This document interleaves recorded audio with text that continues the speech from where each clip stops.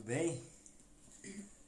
Hoje nós estamos nos capítulos 26, 27 e 28 do livro de Êxodo. Então, vamos já orar para que nós possamos refletir e dialogar a respeito desses capítulos. Senhor Deus e Pai, nós te agradecemos por esta oportunidade de estarmos juntos neste dia, aproveitando da melhor forma a dádiva que o Senhor nos deu, que é a vida. Neste instante, meu Deus, nós estamos compartilhando a Tua palavra, estamos refletindo e dialogando a respeito dos Teus textos sagrados. Nos ajuda, nos direciona, nos dê entendimento e nos ilumina, e fazendo também com que esta palavra esteja guardada no nosso coração, para a glória do Teu nome. Amém. Amém. Então vamos lá. Em Êxodo, a partir do capítulo 26, é quando Deus resolveu dar uma de arquiteto, né? Digamos assim. De novo, na verdade, né? Porque construiu, né, o mundo. Então, exatamente. Então Deus passou a instruir Moisés acerca de como deveria ser construído o tabernáculo, que é o local de adoração a Deus, o local onde colocariam também a Arca da Aliança, que ele já tinha instruído de como deveria ser, e o local onde os sacerdotes entregariam os sacrifícios a Deus, para que então os pecados do povo sucessivamente, posteriormente, na realidade, fossem perdoados. E o que você viu aí de interessante em toda essa criação, toda essa obra arquitetônica do tabernáculo? Primeiro, tem pedras aqui que eu particularmente nunca tinha ouvido nem falar, né? Algumas pedras, né? Pedras preciosas.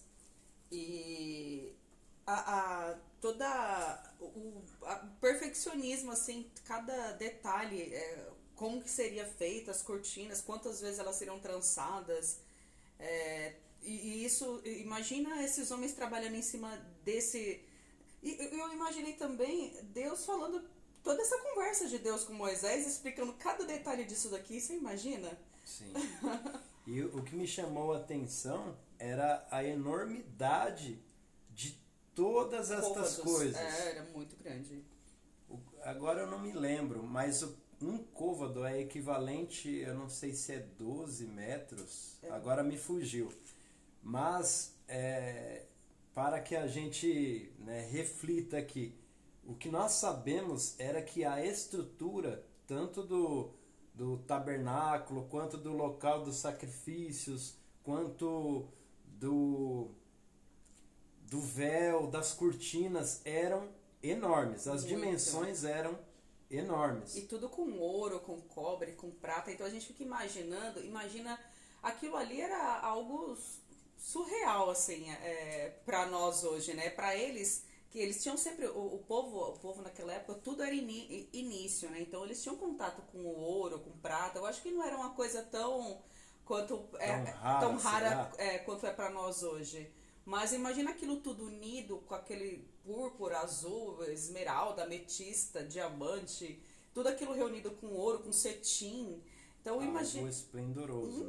Eu acho que o Deus. Cetim, na realidade, era um tipo de madeira. De madeira, Sim. E Deus queria, eu acho que com aquilo, mostrar um pouco, ou ali a sua glória, né? Como manifestar ali a sua glória. De maneira física, material. Isso, eu acho que por isso também a relação dos anjos, mostrando que os anjos o adoram, a sua glória. Eu acho que por isso também as estatuetas lá de anjos com ouro, enfim.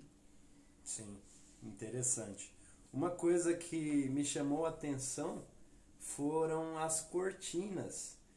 Pelo que eu entendi, eram 6 cortinas de cada lado. Sim. Então, eram muitas cortinas, né, daquele linho fino, daquela qualidade toda, né? Porque hoje na nossa casa, a gente, quando fala da cortina, a gente imagina uma ou duas com folhas ali. 3 metros, né, assim, mais ou menos, assim, numa casa assim, que não é uma casa muito grande, assim, uns 3 metros de cortina, no máximo. Sim, e ali, além de serem enormes, elas eram muitas, né? Muitas dobras ali, fechando aquele lugar que era Exato. o tabernáculo. Agora, uma coisa que as tábuas também do tabernáculo, né? Que era a estrutura, né? Que antigamente, de vez as construções serem de alvenaria, eram feitas de tábuas também. Uhum. Então, tábuas enormes. E detalhe, todas elas cobertas em ouro. Não, imagina o peso, porque não tinha empilhadeira, né, irmãos? Não tinha algo braçal, para né? carregar. Sim. Então, imagina aquele peso, né? Também. E uma coisa, além de tudo isso, me chamou mais a atenção, que foi o véu. O véu que foi colocado ali no local que protegia a arca era um véu muito espesso. E para quem não sabe, esse véu, quando Jesus Cristo se entregou à morte, quando Jesus expirou, quando Jesus morreu ali na cruz, ele disse: está consumado. Jesus morreu e o véu do templo se rasgou ao meio, de cima a baixo. Nós podemos passar até desapercebidos por este acontecimento ali na cruz. Mas quando nós estudamos aqui o livro de Êxodo, no capítulo 26, que fala a respeito do véu, como que esse véu era feito, não tem como nós nos esquecermos. Não. E o que eu achei mais interessante, eu confesso que eu não resisti, fui dar uma pesquisadinha, né? Que o nosso propósito aqui é ler os capítulos e dialogar e refletir sobre eles, só que de uma forma tranquila, de uma forma sem aprofundamento, sem ir para os estudos, para os materiais históricos, para as outras informações. Mas dessa vez eu não resisti. Eu fui procurar saber quanto era, ou de quanto era, qual é a quantidade das dobras deste véu, ou então a espessura desse véu. Sim. E eu descobri que ele era de cerca de 12 centímetros de espessura. Então imagina uma régua, né? Um pouco mais de 1/3 de uma régua, ou seja, essa era a espessura mais ou menos do véu que guardava a Arca da Aliança. E para que você entenda um pouco mais o quanto isso fazia diferença, um historiador judeu chamado Flávio Joséfo disse que este véu, se fosse amarrado nas suas pontas e atados a 2 cavalos, se esses 2 cavalos puxassem este véu, cada um para uma direção, este véu não se partia, de tamanha resistência e força que ele tinha. E Jesus, quando morreu, o véu se partiu sozinho. Ou seja, era uma evidência inquestionável de que aquele véu se rasgando era ali uma obra de Deus, uma intervenção divina, uma demonstração divina daquilo que ele fez diante de todos. E aqui no versículo 33 do capítulo 26, o Senhor com esse véu, quando eu li, eu também lembrei, né? Sim. Com esse véu o Senhor diz, a gente vê que realmente ele deixaria fazer a separação mesmo, né? Pendurarás o véu debaixo dos colchetes e meterás a arca do testemunho ali dentro do véu, e este véu vos fará separação entre o santuário e o lugar do Altíssimo. E não eram todos que podiam entrar, eram ter só as acesso ao pessoas Santo dos Santos. separadas, escolhidas, os sacerdotes. Exato. Como na agora... realidade. Então, depois Deus mostra ou instrui como que devia ser o altar, onde eles fariam os holocaustos, os sacrifícios. Uhum. Deus instrui como seria o pátio, ou seja, o espaço todo de onde teria o tabernáculo, o local de holocaustos. Deus instrui de como deveria ser este espaço, E esse detalhe, pátio. eu repito, olha a conversa, que complexa, olha como é que Moisés fez. Uma reunião, né? Peraí, Senhor, deixa eu pegar aqui uma tábua, deixa eu anotar aqui, que é muito detalhe. É muito detalhe mesmo, é muita complexidade. E aí Deus também instrui para que fossem levados sempre o azeite, para que acendessem os candelabros, para que ficassem a iluminação constantemente ali naquele castiçal de ouro que ele já tinha pedido para fazer. Uhum.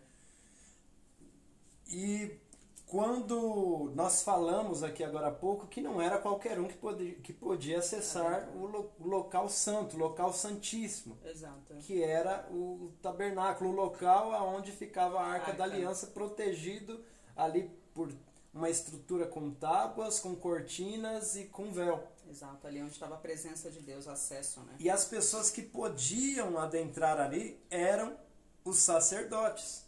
Foi quando Deus instituiu que os sacerdotes seriam Arão e seus filhos. E os seus filhos. Exato. E para quem não sabe, foi a partir daí que foi instituído que os sacerdotes seriam da tribo de Levi. Porque Arão e os seus filhos eram de Levi, da tribo de Levi, nasceram de Levi.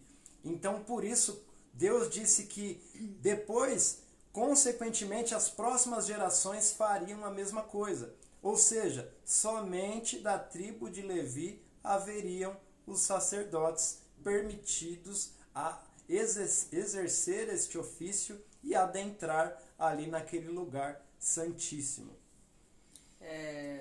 Agora, assim, o impressionante é as vestes de Arão, né? Com toda uma representatividade, né? Representando ali o povo de Israel, os pais, né, anteriores, representando as 12 tribos. As 12 tribos. Nossa, com pedras preciosas, as vestes de Arão, porque depois Deus instruiu que as vestes dos sacerdotes, as vestes de Arão e dos demais sacerdotes tinham que ser de uma forma determinada. E esta roupa era esplendorosa. Sim. Com ouro, com linho fino, com pedras preciosas aqui no peitoral, com 12 pedras representando as 12 tribos. Então era sardônica, diamante, púrpura, esmeralda, um monte de pedras. Um monte de pedras. Muita pedra bonita. E tinha também colar. Que mais tinha? Ombreiras, as ombreiras tinham uma... nossa, é muito detalhe, irmãos. É só lendo mesmo, porque assim, é muito detalhe. Até pra gente falar, é muito detalhe, porque ele é muita perfeição. Até nessa veste aqui. A gente vê que é uma obra mesmo divina e que a gente não consegue nem imaginar. A gente fica tentando imaginar, que eu acho que pessoas já devem ter tentado desenhar isso, mas nem em desenho a gente não consegue imaginar tamanha esplendor e grandeza, né, de tais coisas. Exatamente. Pessoal, nós agradecemos por este instante de estarmos juntos. Amanhã nós estaremos às 8h40. Isso mesmo. Às 8h40 com a nossa live. A nossa live é 15 minutos. É algo que serve para a nossa edificação, mas algo bem objetivo. E proveitoso, né? Também. Isso. E então amanhã às 8h40 estaremos compartilhando e dialogando sobre os capítulos 29, 30 e 31 do livro de Êxodo. Estejam conosco fazendo a leitura também, para que vocês acompanhem, né, dentro da leitura também. Participem conosco. Segunda a sexta é das 8h40, né? São 15 minutos. E no final de semana, sábado e domingo, das 9h40, com 15 minutos também. Domingo também às 9h40, com 15 minutos de duração, todas as lives. Tá bom? Isso aí. Pessoal, curtam, compartilhem, comentem, porque quando estamos falando do Evangelho, se você crê que o Evangelho, que a palavra de Deus está sendo compartilhada corretamente, de forma sincera, então compartilhe. E essa é a nossa atribuição também, compartilhar o Evangelho. Um ótimo domingo para todos, um grande abraço e que Deus nos abençoe. Tchau, tchau. Obrigada pela participação.